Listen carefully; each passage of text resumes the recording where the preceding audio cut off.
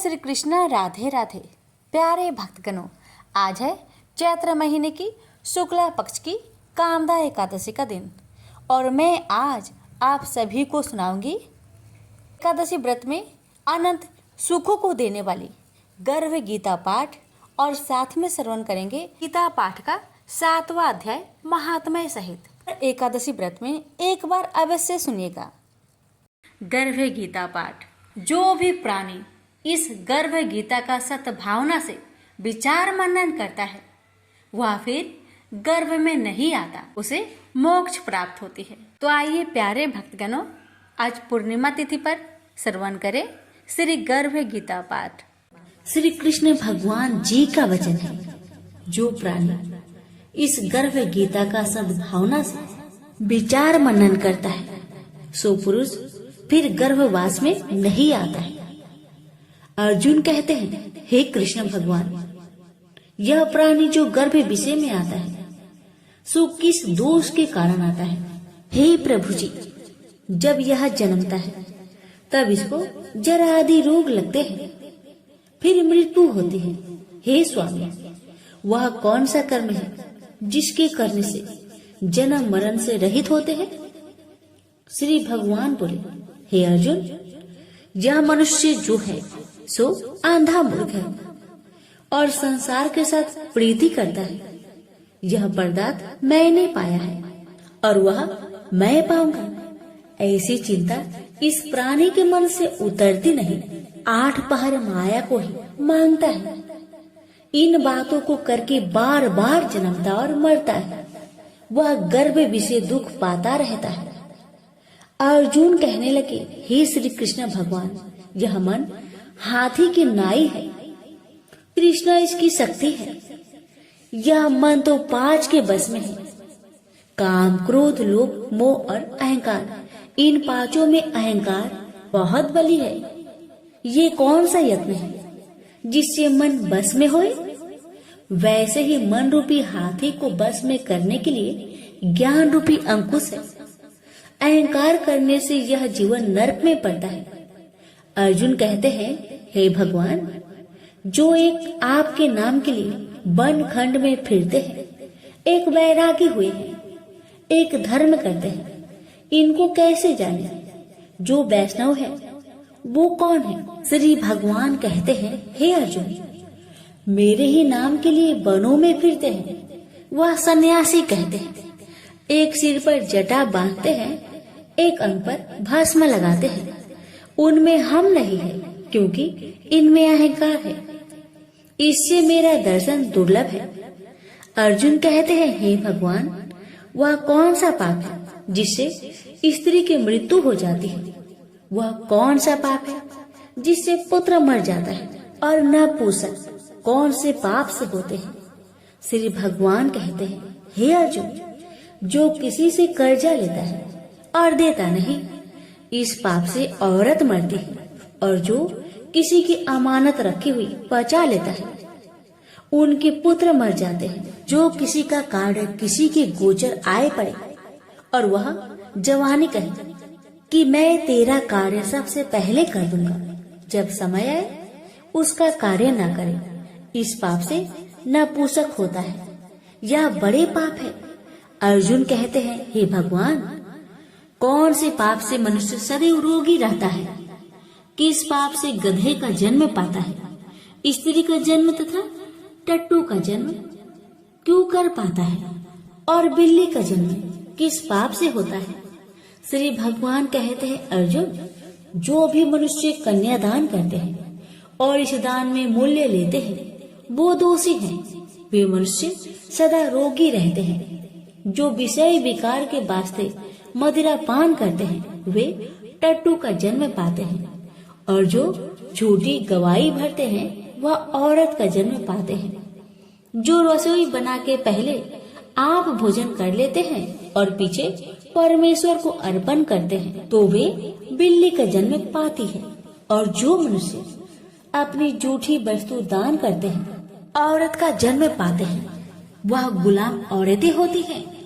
अर्जुन कहते हैं, हे भगवान, कई मनुष्यों को आपने स्वर्ग दिया, सो उन्होंने कौन सा पुण्य किया है और कई मनुष्यों को आपने हाथी घोड़ा रथ दिए हैं।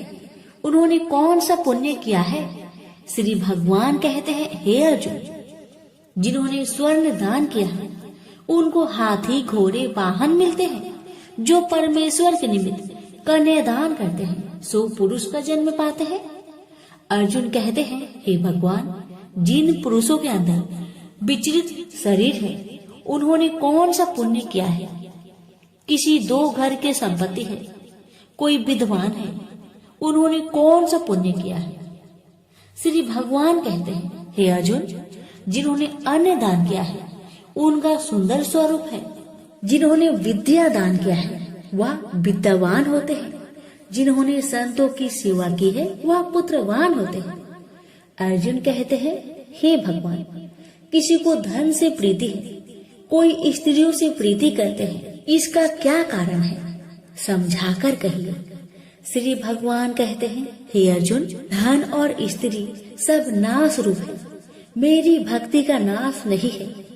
अर्जुन कहते हैं, हे भगवान, यह राजपाट किस धर्म के करने से मिलता है? विद्या कौन से धर्म करने से मिलती है? श्री भगवान कहते हैं, हे अर्जुन, जो प्राणी काशी जी में निष्काम भक्ति से तप करते हुए देह त्यागते हैं वह राजा होते हैं, और जो गुरु की सेवा करते हैं सो विद्वान होते हैं। अर्जुन कहते हैं, हे भगवान, किसी को धन अचानक बिना किसी परिश्रम से मिलता है सो उन्होंने कौन सा पुण्य किया है?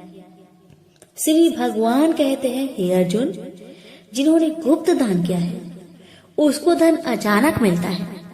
जिसने परमेश्वर निमित्त पराया कार्य संवारा है वह मनुष्य रोग से रहित होते हैं।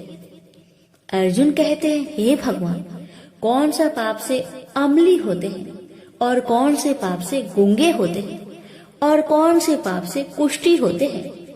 श्री भगवान कहते हैं, हे अर्जुन, जो आदमी नीच कुल की स्त्री से गमन करते हैं सो अम्ली होते हैं।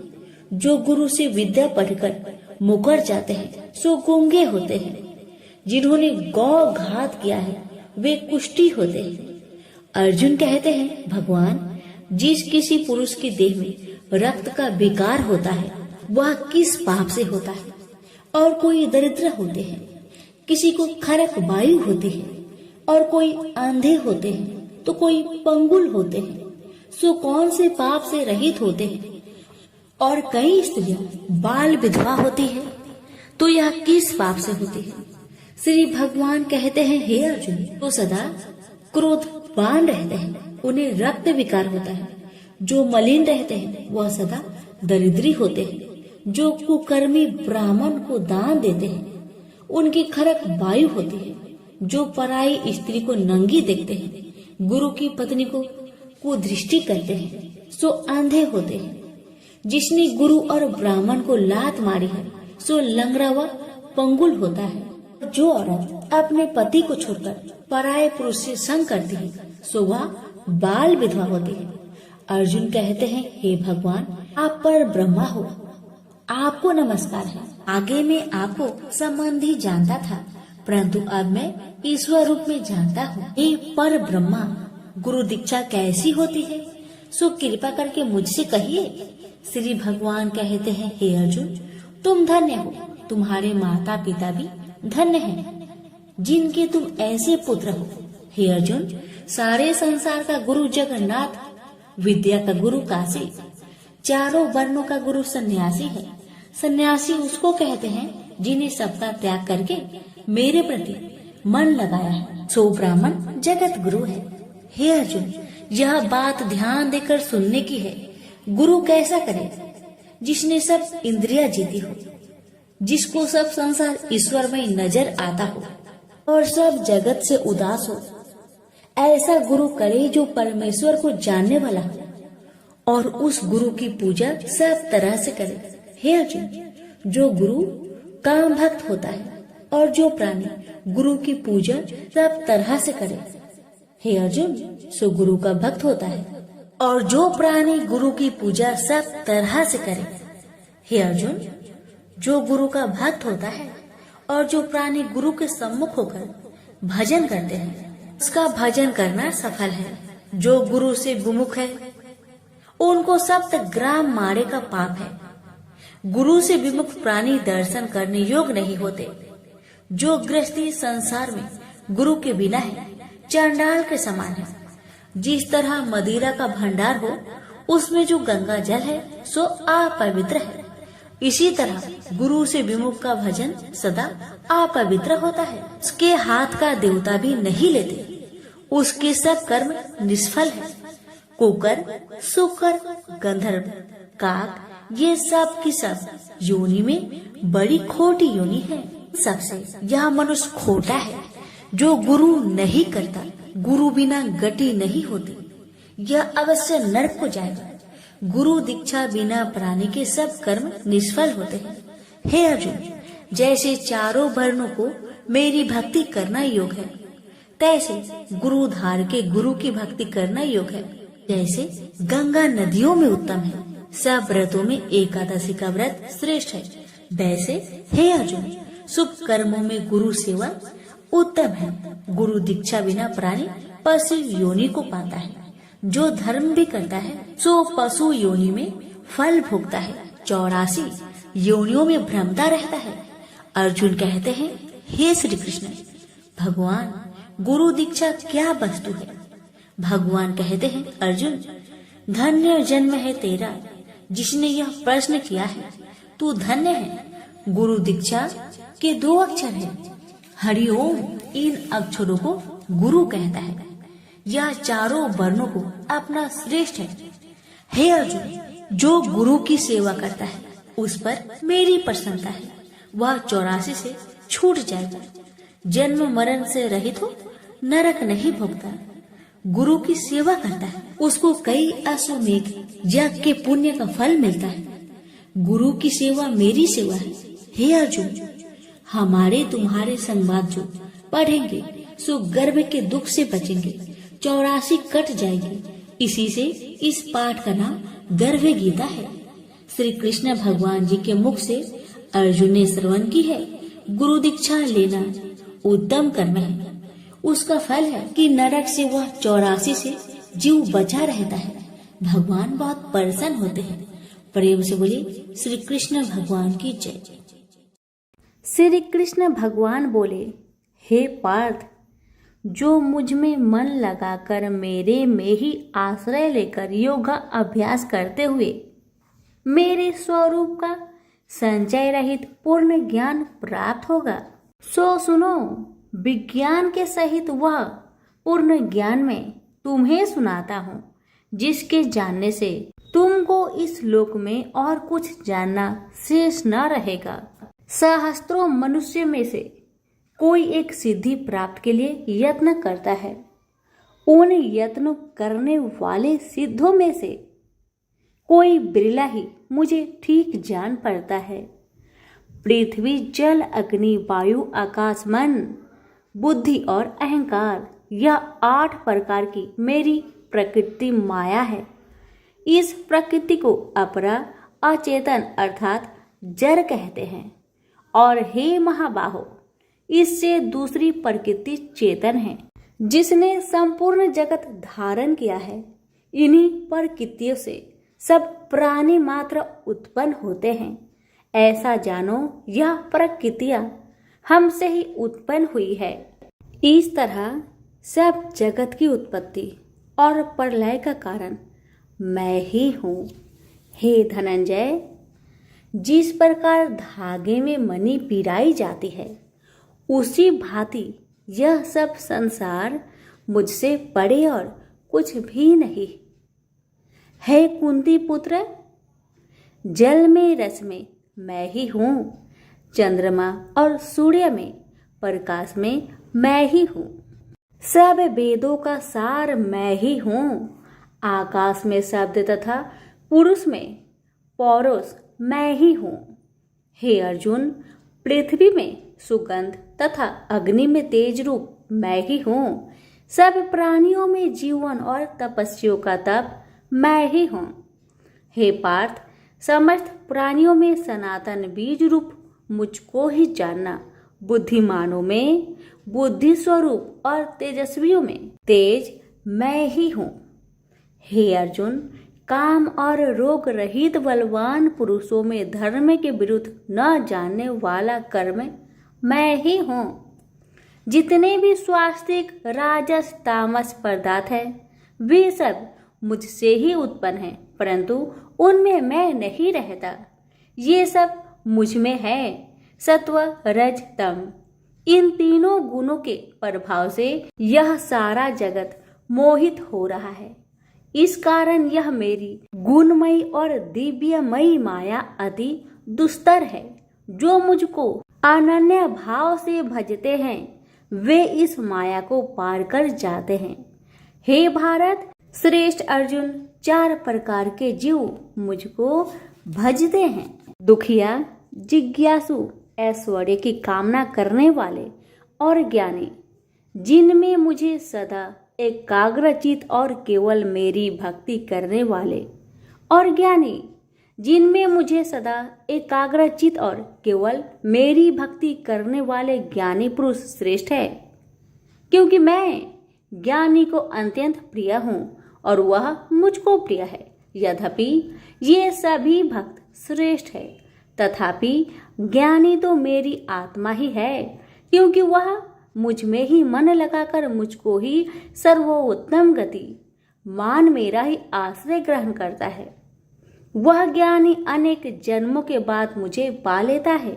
ऐसा महात्मा अति दुर्लभ है जो सब जगत को वासुदेवमय समझे। हे अर्जुन, जो भक्त श्रद्धा पूर्वक जिस जिस देवता का पूजन करना चाहते हैं उन पुरुषों की उस श्रद्धा को मैं ऋण कर देता हूँ। यह उस श्रद्धा से मुक्त होकर उस देवता की आराधना करता है, फिर उसको मेरे ही रचे हुए काम का फल प्राप्त होते हैं। परंतु उन अल्प बुद्धि वालों का फल नाशवान है। देवताओं की आराधना करने वाले देवताओं को मिलते हैं और अव्यय, अविनाशी, अच्युतम स्वरूप को न जानकर मंद बुद्धि लोग मुझे अव्यक्त को व्यक्त मानते हैं। मैं योग माया से आच्छादित होने के कारण सबको नहीं दिखता। उसी से मूर्ख लोग अनादि तथा अविनाशी मुझको नहीं जानते। हे अर्जुन, मैं भूत भविष्य और वर्तमान के सभी प्राणियों को ही जानता हूँ, पर मुझे कोई भी नहीं जानता। हे भारत, हे परम तप, इच्छा और देश से उत्पन्न होने वाले सुख दुख आदि धंधों के मोह से जगत के सभी प्राणी भ्रम में फंस जाते हैं। जिन पुण्य आत्माओं के पाप नष्ट हो गए हैं वह पुरुष दृढ़ मोह से छूटकर दृढ़ निश्चय करके मेरी भक्ति करते हैं, जो आश्रय लेकर जीवन मरण से दूर करने के अर्थ प्रयत्न करते हैं। वे पुरुष ब्रह्मा आत्मज्ञान अपने चित्त को निश्चल रखकर उसका संगम करता है और अंत कारण की समाधि लगाता है। जिस अवस्था में योग अभ्यास के कारण चित्त का वेग रुक रुक कर विषयों से पृथक होने लगता है और जब शुद्ध अंतःकरण से आत्मा को देखकर आत्मा में ही संतुष्ट होता है, जिस अवस्था में वह अत्यंत सुख जो इंद्रियों द्वारा जाना नहीं जा सकता वरन केवल बुद्धि से ही जाना जाता है, और जब वह योगी अनुभव करता है तब आत्मा स्वरूप में स्थिर हो उससे विचलित नहीं होता। इस अवस्था को पाकर फिर और कोई लाभ उसको अच्छा नहीं लगता, और जहाँ स्थिर होने पर और कोई बड़ा भारी दुख उसको वहां से चलायमान नहीं कर सकता। इस अवस्था को दुख संयोग वियोग कारक नामक योग जानना हो तो योग निर्विकल्प चित्त से निश्चय करके जानना चाहिए।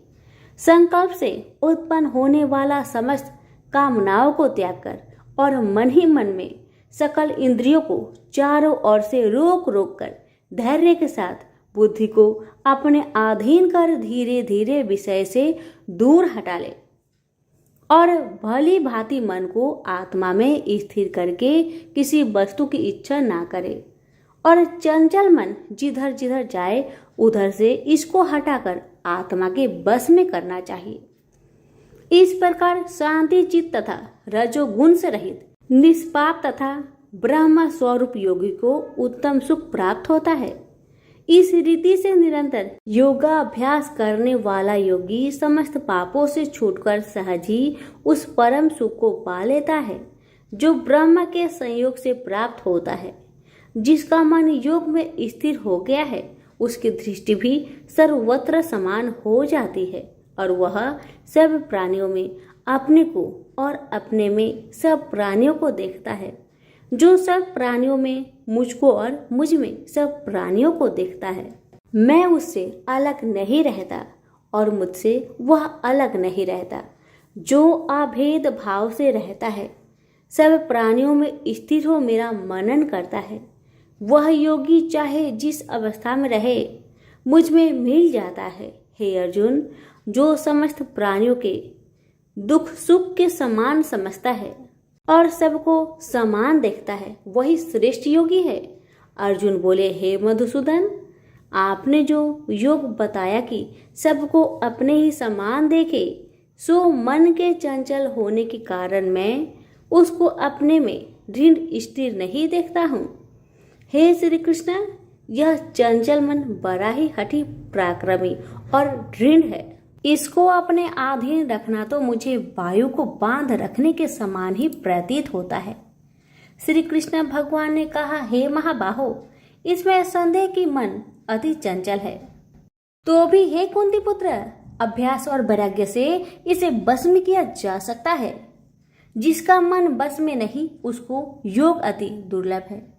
अर्जुन ने कहा, हे श्री कृष्ण, जिसमें श्रद्धा तो है पर योग प्राप्त करने में सफल नहीं हुआ है और जिसका चित्त योग से विचलित हो गया है वह योग सिद्धि न पाने से किस गति को प्राप्त होता है।